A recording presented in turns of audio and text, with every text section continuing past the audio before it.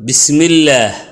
الحمد لله رب العالمين والعاقبة للمتقين ولا عدوان إلا على الظالمين أشهد أن لا إله إلا الله وحده لا شريك له وأشهد أن محمدًا عبده ورسوله اللهم صل على محمد وعلى آله وصحبه وسلم وجوابه أجروميغا قيبتي سيديد إيو طبانات نصبدا أو قيبتي لبات إعرابتا waxaan isa soo weydiinay 6 su'aal oo ku saabsan alifka oo qaybtii labaad ee nasbada ileen fatxadu qaybtii koowaad ayay ahayd oo nasbada degto oo kordhiga asalka waan isa soo weydiinay waana ka soo jawaabay hadda alifka oo qaybtii labaad ee nasbada degto ayaan waxaan idinka soo weydiiyay 6 su'aal waxaan rabaa 6daasi inaan ka soo jawaabo hadduu alla yiraahdo haddaan is xasuusino su'aashi koowaad alifka oo xaaladda nasbada joogo asal miya mise waa farac alifka oo xaaladda nasbada joogo asal miya mise waa farac jawaab alifka xaaladda nasbada joogo asal ma aha ee waa farac ama naa'ib oo alifkaasi ayaa wax lagu kordhigayaa alifka xaaladda nasbada joogo asal ma aha ee waa farac ama naa'ib oo alifkaas ayaa wax lagu kordhigayaa haddaan is xasuusino su'aashi labaad alifka oo xaaladda nasbada joogo imise meel ayuu calaamad u noqday kala sheeg waa hal su'aal oo laba su'aal u qalanto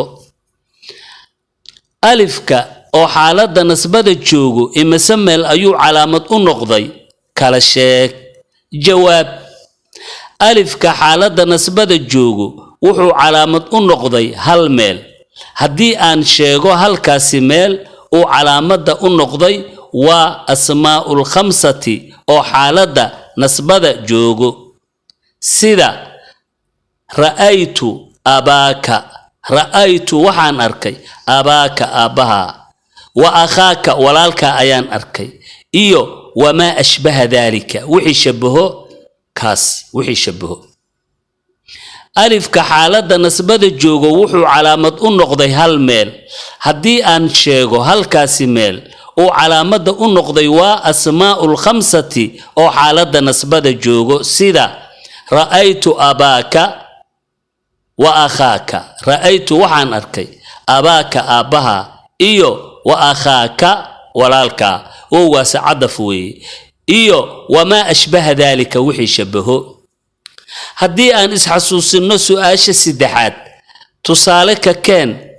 fi asmaa'il khamsati oo xaaladda nasbada joogo tusaale ka keen fi asmaa'il khamsati oo xaaladda nasbada joogo jawaab tusaalaha fi asmaa'il khamsati oo xaaladda nasbada joogo waa ra'aytu akhaaka ra'aytu waxaan arkay akhaaka walaalka tusaalaha fi asmaa'il khamsati oo xaaladda nasbada joogo waa ra'aytu akhaaka waxaan arkay walaalka haddii aan is xasuusino su'aashi afaraad i'raab mithaalkan ra'aytu waxaan arkay akhaaka walaalka i'raab mithaalkan ra'aytu akhaaka walaalka haan arkay i'raab jawaab ra'aytu akhaaka ra'aytu fi'l wa faa'il ra'aytu fi'l wa faa'il fi'l iyo faa'il way ra'ay oo macnaha oo fi'l maadi ta'da oo faa'ilki ra'aytu fi'l wa faa'il akhaaka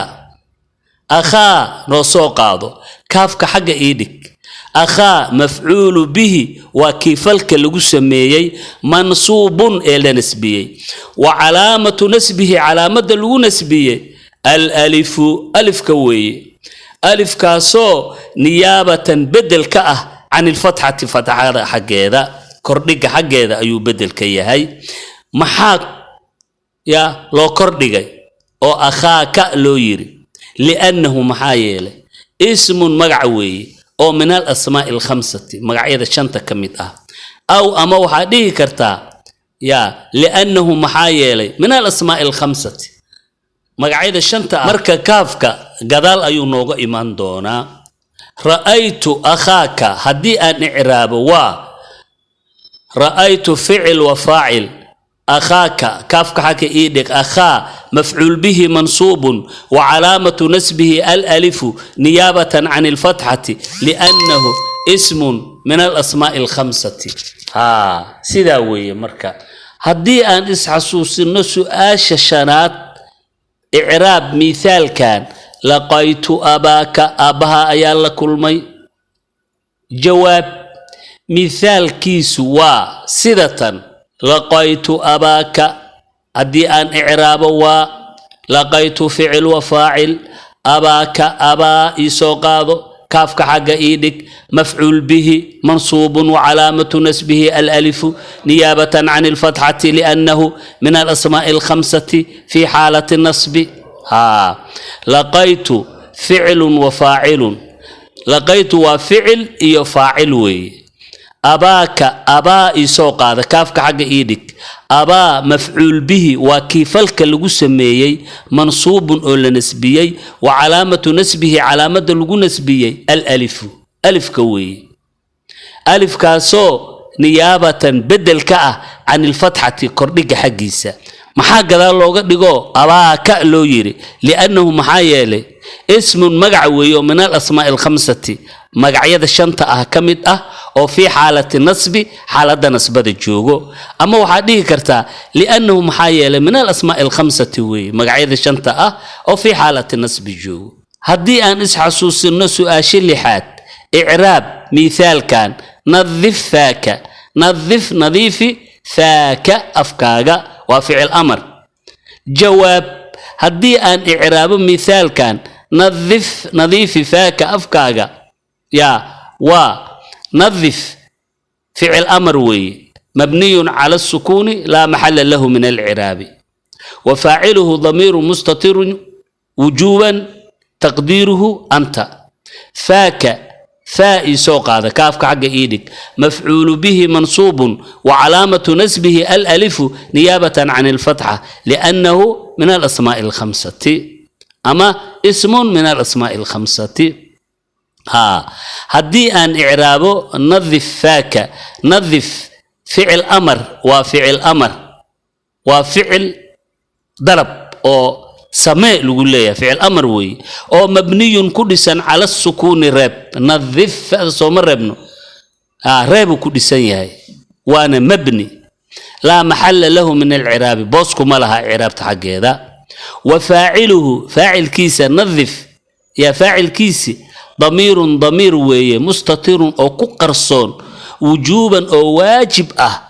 تقديره قدر كيسة نؤوية أنت أديك وكذا نظف أنت أيكو قرصون وضمير أو مستتر وجوبا تقديره أنت أيكو قرصون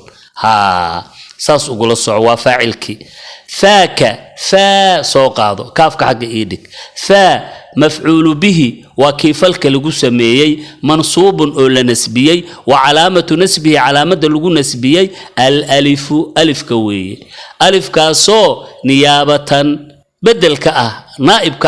عن الفتحة كردك حقيس محا قدال لوغا كردك نظف فاك وكسو مكردكنو لأنه محا يلي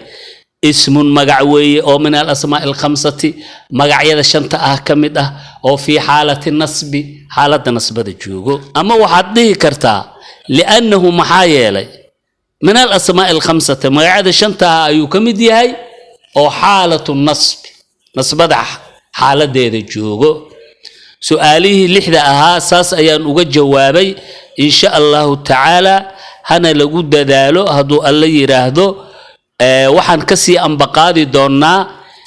tii saddexaad ayaan ka sii anbaqaadi doonaa oo ah kasradi ila fatxada waa ka soo hadalnay oo nasbada calaamad u ahayd alifkana haddan wax iska soo weydiinay lix su'aal waxa noo saddexeeyo ka anbaqaadi doonaa يا والكسرة كسرة أو